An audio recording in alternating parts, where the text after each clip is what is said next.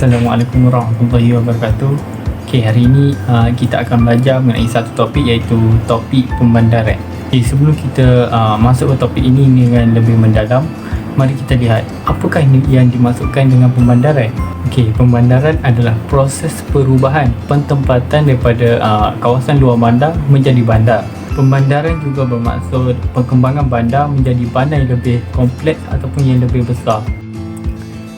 Sebagaimana yang kita lihat dalam gambar ini menunjukkan perbezaan keadaan Kuala Lumpur pada tahun 1920 yang berstatus luar bandar telah berkembang menjadi bandar. Contoh mudah iaitu Kuala Lumpur telah menjadi bandar yang lebih besar dan kompleks serta menempatkan banyak kawasan perindustrian, pentadbiran serta perkhidmatan.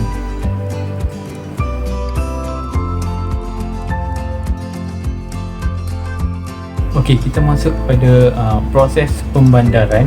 Setiap tempat akan mengalami 4 jenis proses pembandaran. Pertama iaitu pertambahan penduduk melalui migrasi. Migrasi boleh berlaku disebabkan oleh banyak faktor seperti faktor tarikan, iaitu menyediakan peluang pekerjaan di bandar yang lebih banyak berbanding di luar bandar.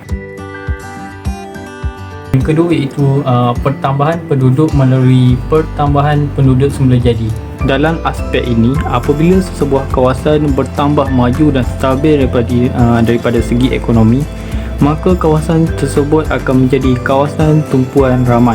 Okey, yang ketiga iaitu perubahan cara hidup penduduk. Di sini kita akan melihat perubahan gaya hidup individu yang inginkan kehidupan yang selesa di bandar berbanding luar bandar. Okey, yang keempat iaitu pembandaran berlaku disebabkan oleh perluasan kawasan bandar.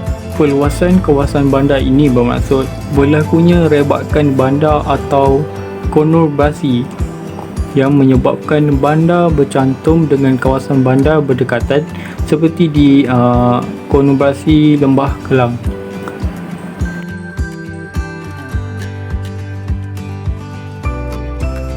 Okey, kita masuk kepada bandar terancang. Okey, dalam topik ini kita akan bincangkan mengenai bandar terancang. Okey, bandar terancang ini merupakan pembangunan bandar yang dirancang oleh kerajaan dari segi lokasi, fungsi serta fizikalnya.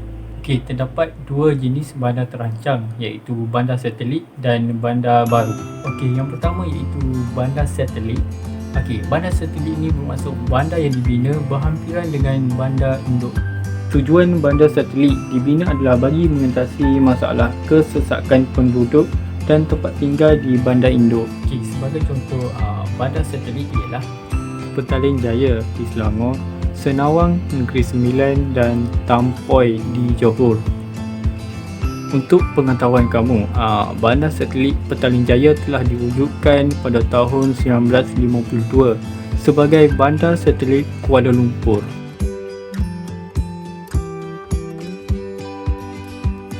Bandar satelit mempunyai pelbagai fungsi, antaranya ialah menyediakan penempatan dan perumahan kepada penduduk.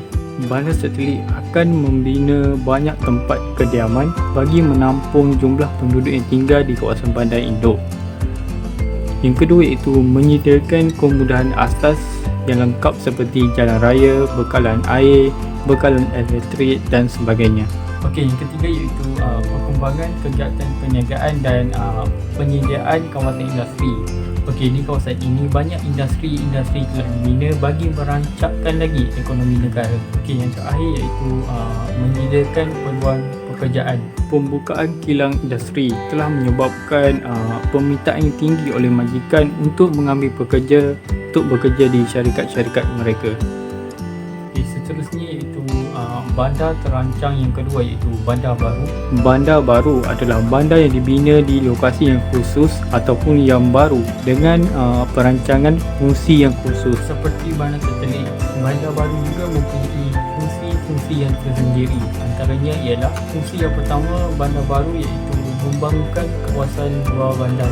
Membangunkan kawasan luar bandar seperti di bandar-bandar Muazzam Shah di Pahang, Bandar Penawar di Johor dan sebagainya. Fungsi yang kedua iaitu pembangunan kawasan perindustrian. Banyak kawasan-kawasan perindustrian telah dibina seperti di Petrajaya, Kuching Sarawak, Kurung Kedah, Nilai Negeri Sembilan dan Bintulu di Sarawak. Fungsi yang ketiga iaitu sebagai pusat pendidikan. Di Bandar Baru telah terdirinya institusi pengajian tinggi, sebagai contoh Universiti Utara Malaysia yang dibina di Sintok, Kedah. Yang terakhir iaitu Bandar Baru dibina sebagai pusat pentadbiran. Contohnya pusat pentadbiran di Putrajaya atau namanya Wilayah Persekutuan Putrajaya ialah pusat pentadbiran Kerajaan Persekutuan Malaysia yang telah menggantikan Kuala Lumpur pada tahun 1999 dan Ibu Negara Pentadbiran Malaysia. Okey, sampai di situ saja pengajaran dan pembelajaran kita pada hari ini. Okey, jangan lupa untuk kamu jawab kuis dan jawab soalan. Sampai kita berjumpa lagi.